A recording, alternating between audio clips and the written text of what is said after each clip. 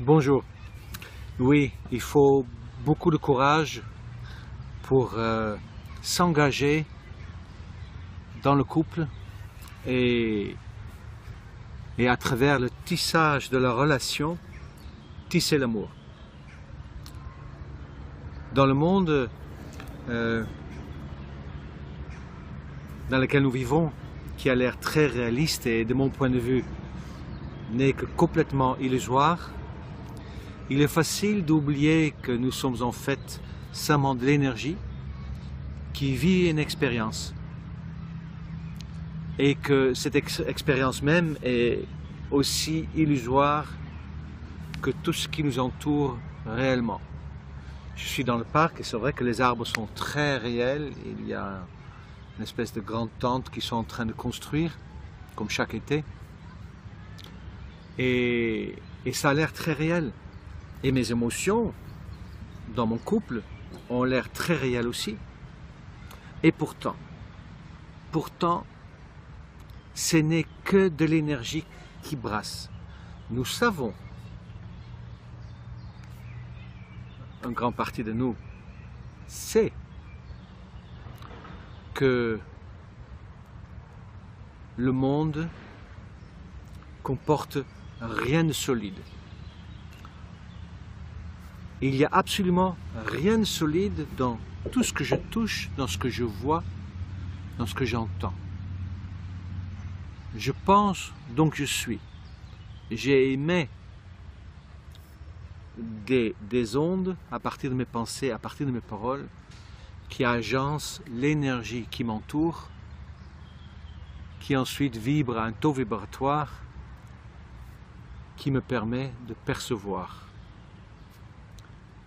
Et je pourrais très bien, étant dans mon couple, prendre mes sens, ou de ce que mes sens perçoivent, pour la réalité. Et si je prends ce que mes sens perçoivent pour la réalité, dans ce cas-là, je risque de me faire très mal. Oui, il faut beaucoup de courage pour continuer dans un couple. Il y a des couples qui sont ensemble depuis très longtemps, il y en a certains qui sont ensemble parce qu'effectivement ils ont fait beaucoup de travail pour y arriver, mais il y a aussi des couples qui sont ensemble tout simplement parce que les partenaires sont très interdépendants et n'ont pas réussi à, n'ont pas choisi peut-être de transformer la situation. Je ne porte pas de jugement là-dessus, c'est ok.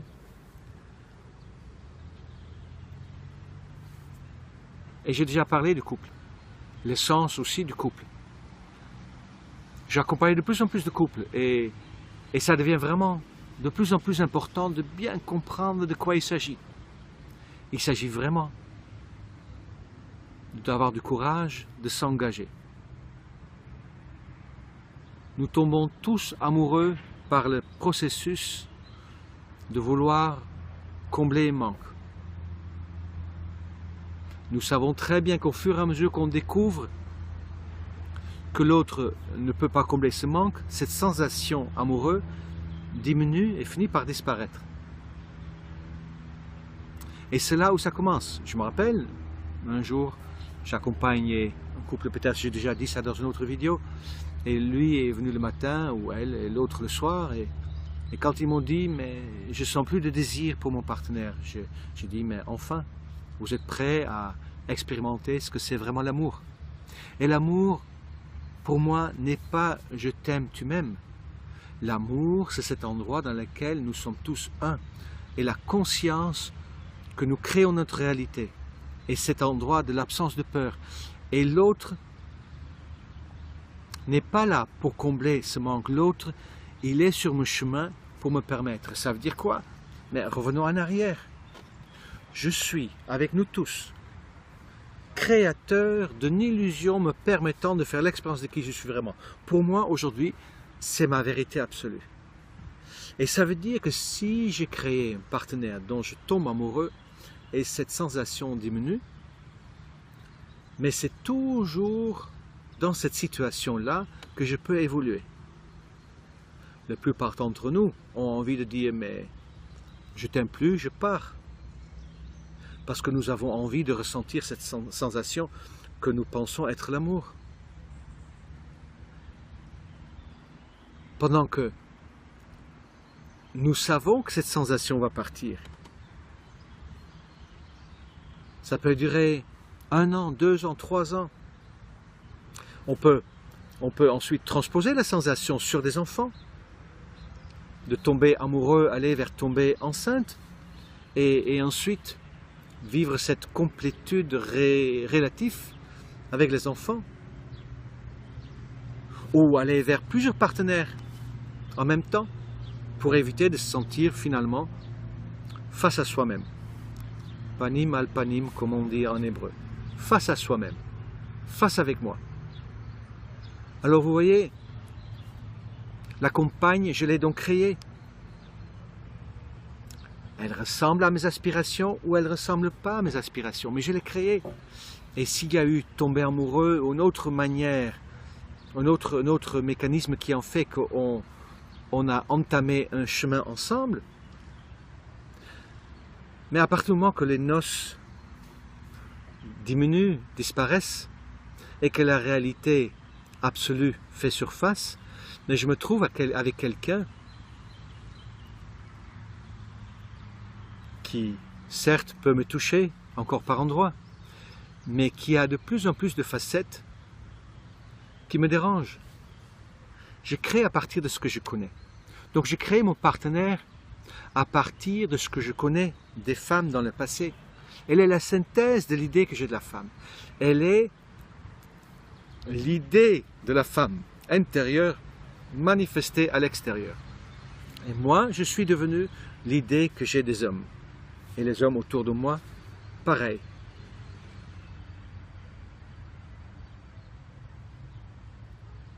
Et c'est fait exprès, puisque notre objectif, c'est d'aller vers le 1. Et pour aller vers le 1, il ne s'agit pas d'y arriver par élimination. Oui, on peut. Faites le constat. Nous savons très bien que les histoires se répètent et se répètent et se répètent. Et tant qu'elles se répètent, ça veut dire que la leçon n'est pas apprise. Mais si j'ai vraiment assez de courage pour dire « Ok, tu me déranges, mais je ne vais pas partir. » Et je le vois avec des couples que j'accompagne. J'en accompagne de plus en plus. Parfois les hommes seuls, parfois les femmes seules, parfois le couple ensemble. Et les couples en difficulté, c'est en général ça. C'est qu'il y a quelque chose qui a fait que ça a dépassé les limites. C'est plus possible pour les gens de continuer. Et pourtant, si j'ai créé la situation comme ça, de mon point de vue, c'est pas par élimination que je règle le problème. C'est par intégration. En apprenant à sortir de mes blessures, de sortir de mes a priori. Et quand je dis blessures et a priori, je suis très conscient que justement ce n'est pas nécessairement facile, parce que le partenaire en face, à un moment donné, il a tant de comportements dérangeants, et dans notre tête, il ne changera jamais. Ça se peut qu'il ou elle est beaucoup plus vieux, ou qu'il n'a pas le physique qui nous correspond, ou qui nous convient, qu'on aimerait qu'il ou elle a. Qu'il est trop dominant, ou trop dominé, ou qu'il a trop l'attention ailleurs, ou exactement, en tout cas pas là où il faut.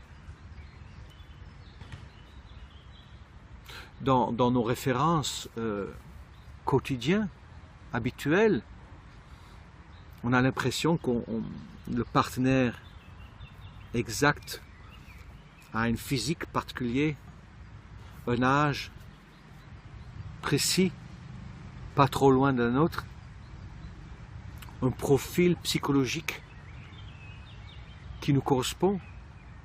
Ça, c'est le rêve qui nous est vendu dans notre enfance. Le couple parfait, la petite maison dans la prairie. Je connais très peu de gens qui vivent ça réellement. Regardez, des beaux couples comme parfois On voit chez les artistes, ça dure un certain temps et après ça clash. Pourtant au départ, c'était lui, c'était elle. Je ne pourrais pas vivre sans toi. Tu es celui que j'ai toujours attendu. Tu m'apportes exactement tout ce dont j'ai besoin. Et quelques temps plus tard, mais tu fais plus comme au début. Tu as tellement changé.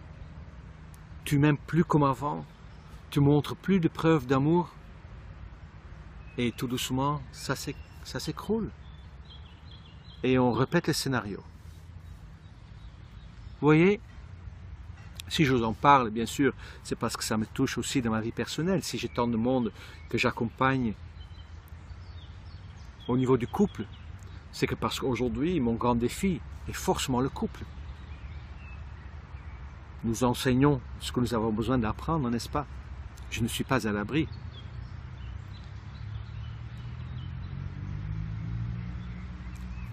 Ça demande beaucoup de courage de dire je continue. Parce que je n'ai aucune garantie. Je n'ai pas de garantie que mon partenaire va rester avec moi si je m'investis.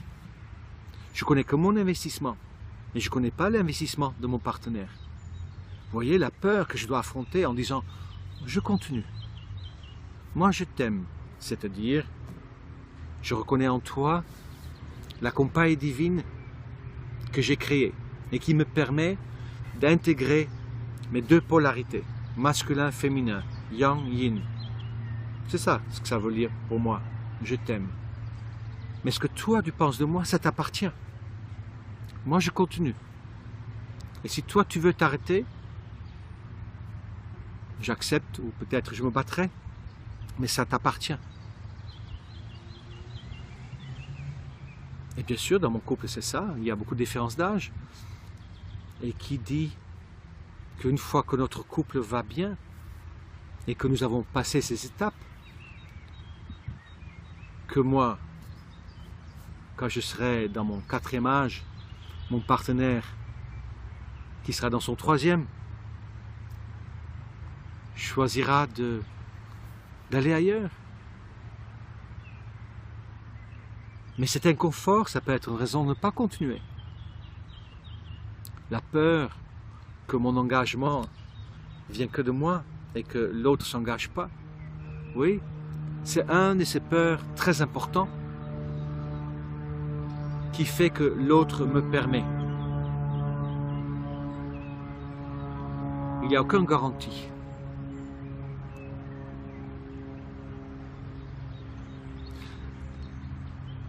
Et c'est fait pour ça. Il est important d'abord que chacun d'entre nous comprend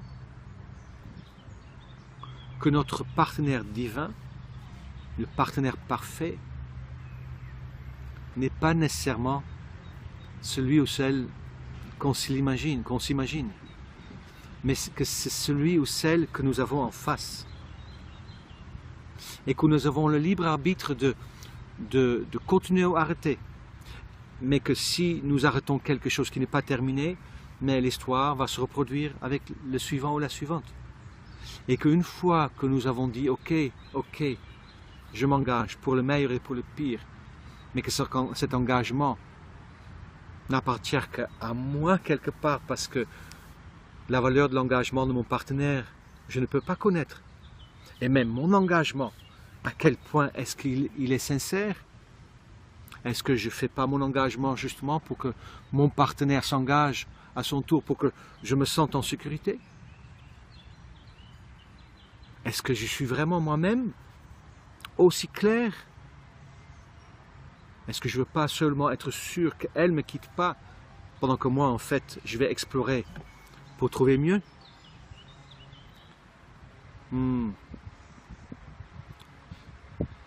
Ce qui est clair, c'est que cet inconfort, plus l'inconfort de l'incompatibilité apparente ou apparent, elle est faite pour Et récemment, j'ai regardé une petite vidéo sur l'imago, cette technique dont je vous ai parlé dans la dernière vidéo. Et ils le disent à leur manière, et j'aime beaucoup.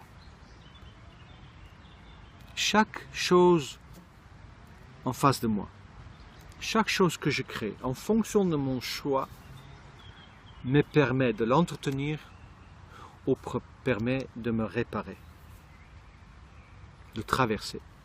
Et si je répare, autre chose se présente.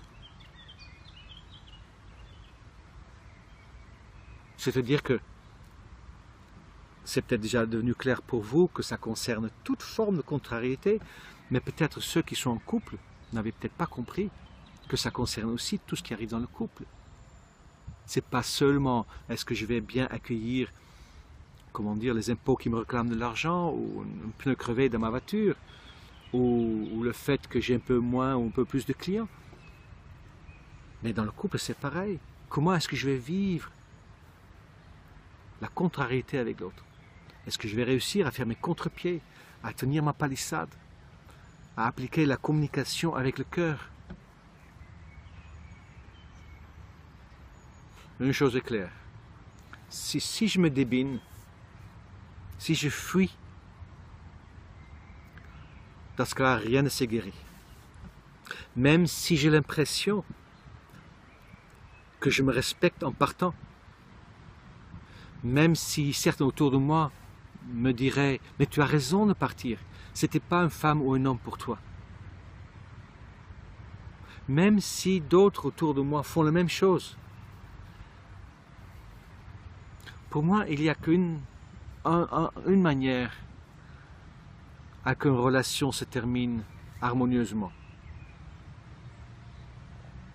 C'est quand le travail entre deux êtres est terminé. Comment je peux savoir? Mais c'est simple.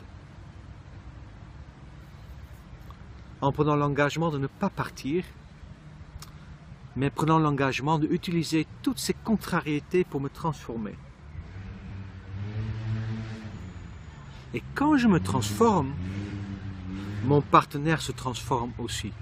Beaucoup de gens ont du mal à croire. Elle se transforme, et j'ai déjà dit ça, elle se transforme soit réellement, soit en partant, soit parce que ça ne me touche plus. Et il se peut bien sûr aussi que moi, je rencontre quelqu'un d'autre, et les miroirs autour de moi me montrent que cette nouvelle histoire qui démarre. Mais qui sait ça? Je peux aussi très bien m'imaginer que une fois que je guéris des points avec le partenaire et que c'est guéri, que c'est peut-être terminé, que je reste avec ce partenaire. Mais je peux très bien m'imaginer que je suis venu que guérir certaines choses avec ce partenaire. Et dans ce cas-là, après qu'il y a un autre partenaire. C'est pas moi qui peux savoir.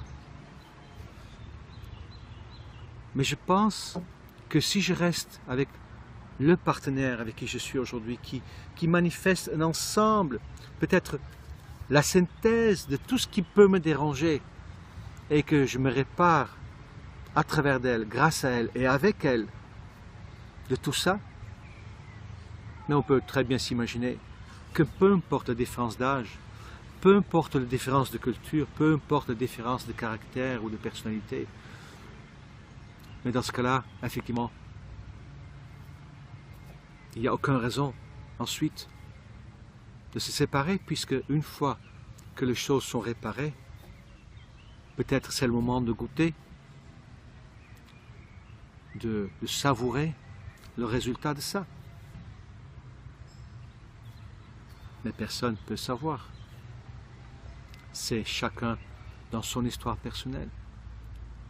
Mais ce qui me semble quand même très important, et j'aime beaucoup me répéter, c'est que pour y arriver, il faut du courage. Il faut le courage de s'engager. Même si parfois les émotions nous poussent à partir. Oui, il se peut qu'à un moment donné vous partez, en tout cas dans votre colère vous partez, et quand vous dites à votre partenaire mais je suis toujours là, et que l'autre dit mais j'ai plus envie, c'est terminé. Oui, mais dans ce cas-là, le changement aurait pris place de cette manière-là. Et ça peut arriver que votre émotion est très forte et dans un élan, vous partez. Vous dites pas nécessairement je te quitte, mais vous partez. Et après, quand vous voulez revenir, parce que l'émotion est descendue, mais que l'autre a coupé, ça peut arriver. Dans ce cas-là, une autre histoire démarre. Et ça fait partie, dans ce cas-là, du scénario que vous allez créer aussi. Mais je pense que, une fois que vous avez eu le courage de vous engager ensemble, ensuite, il y a plein d'outils à mettre en place. Et pour le mettre en place, comme j'avais dit, il faut créer un cadre de dialogue. Et peut-être je parlerai du mélange que je propose actuellement, qui est un mélange quelque part de CNV, de coécoute, d'un peu d'imago. En tout cas, créer un cadre de communication qui permet de s'entendre. Et une fois qu'on s'est entendu, mais peut-être il faudrait aussi, dans ce cas-là, avoir des outils ou de repères avec la projection pour savoir mais qu'est-ce qu'on est censé ensemble mettre en place. Qui doit reculer, qui doit avancer. Parce que c'est bien de s'entendre, mais ce qui est important aussi, c'est de pouvoir savoir alors qu'est-ce qu'on en fait. Mais avant ça, le courage. C'est ce que je voulais partager avec vous cette fois-ci. À très bientôt. Au revoir. Et des ondes à partir de mes pensées, à partir de mes paroles, qui agencent l'énergie qui m'entoure, qui ensuite vibre à un taux vibratoire qui me permet de percevoir. Et je pourrais très bien, étant dans mon couple, prendre mes sens ou de ce que mes sens perçoivent pour la réalité. Et si je prends ce que mes sens perçoivent pour la réalité, dans ce cas-là, je risque de me faire très mal. Oui, il faut beaucoup de courage pour continuer dans un couple. Il y a des couples qui sont ensemble depuis très longtemps, il y en a certains qui sont ensemble parce qu'effectivement ils ont fait beaucoup de travail pour y arriver, mais il y a aussi des couples qui sont ensemble tout simplement parce que les partenaires sont très interdépendants et n'ont pas réussi à, comment dire, pas réussi, n'ont pas choisi peut-être de transformer la situation. Je ne porte pas de jugement là-dessus, c'est ok.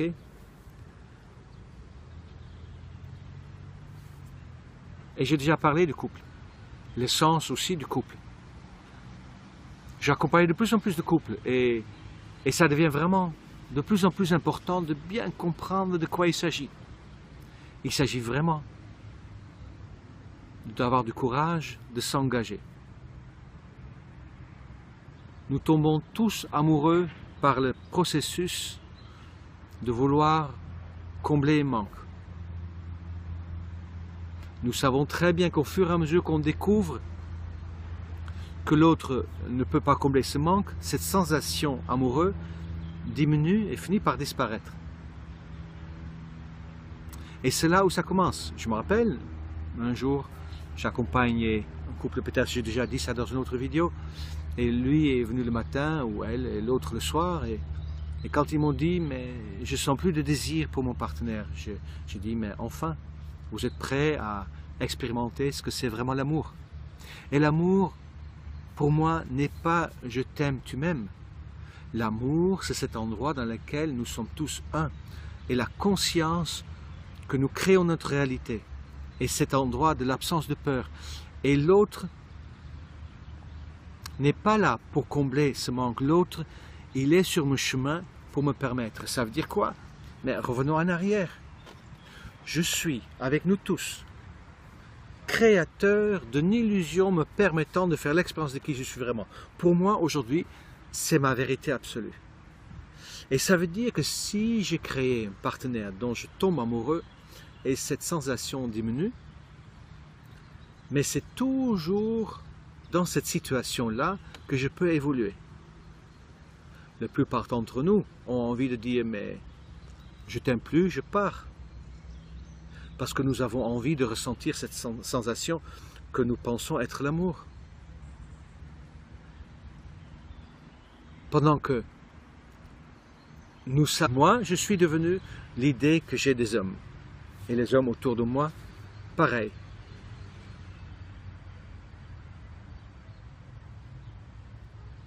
Et c'est fait exprès, puisque notre objectif, c'est d'aller vers le 1. Et pour aller vers le 1, il ne s'agit pas d'y arriver par élimination. Oui, on peut. Faites le constat. Nous savons très bien que les histoires se répètent et se répètent et se répètent. Et tant qu'elles se répètent, ça veut dire que la leçon n'est pas apprise. Mais si j'ai vraiment assez de courage pour dire « Ok, tu me déranges, mais je ne vais pas partir. » Et je le vois avec des couples que j'accompagne. J'en accompagne de plus en plus. Parfois les hommes seuls, parfois les femmes seules, parfois le couple ensemble. Et les couples en difficulté, c'est en général ça. C'est qu'il y a quelque chose qui a fait que ça a dépassé les limites. C'est plus possible pour les gens de continuer. Et pourtant, si j'ai créé la situation comme ça, de mon point de vue, c'est pas par élimination que je règle le problème. C'est par intégration. En apprenant à sortir de mes blessures, de sortir de mes a priori. Et quand je dis blessures et a priori, je suis très conscient avant que cette sensation va partir. Ça peut durer 1 an, 2 ans, 3 ans. On peut ensuite transposer la sensation sur des enfants, de tomber amoureux, aller vers tomber enceinte, et ensuite vivre cette complétude relative avec les enfants, ou aller vers plusieurs partenaires en même temps, pour éviter de se sentir finalement face à soi-même. Panim al panim, comme on dit en hébreu. Face à soi-même. Face avec moi. Alors vous voyez, la compagne, je l'ai donc créée. Elle ressemble à mes aspirations ou elle ne ressemble pas à mes aspirations, mais je l'ai créée. Et s'il y a eu tomber amoureux ou une autre manière, un autre mécanisme qui en fait qu'on a entamé un chemin ensemble, mais à partir du moment que les noces diminuent, disparaissent, et que la réalité absolue fait surface, mais je me trouve avec quelqu'un qui, certes, peut me toucher, encore par endroits, mais qui a de plus en plus de facettes qui me dérangent. Je crée à partir de ce que je connais. Donc je crée mon partenaire à partir de ce que je connais des femmes dans le passé. Elle est la synthèse de l'idée que j'ai de la femme. Elle est l'idée de la femme intérieure manifestée à l'extérieur. Bonjour. Oui, il faut beaucoup de courage pour s'engager dans le couple et à travers le tissage de la relation, tisser l'amour. Dans le monde dans lequel nous vivons, qui a l'air très réaliste et de mon point de vue n'est que complètement illusoire, il est facile d'oublier que nous sommes en fait seulement de l'énergie qui vit une expérience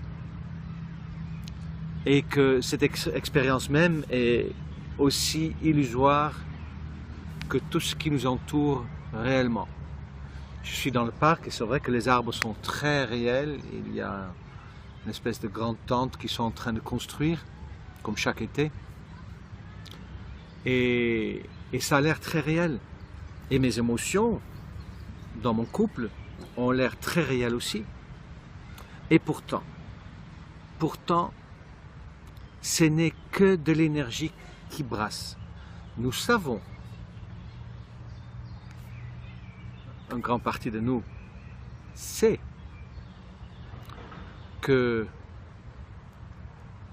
le monde comporte rien de solide. Il n'y a absolument rien de solide dans tout ce que je touche, dans ce que je vois, dans ce que j'entends. Je pense, donc je suis. J'ai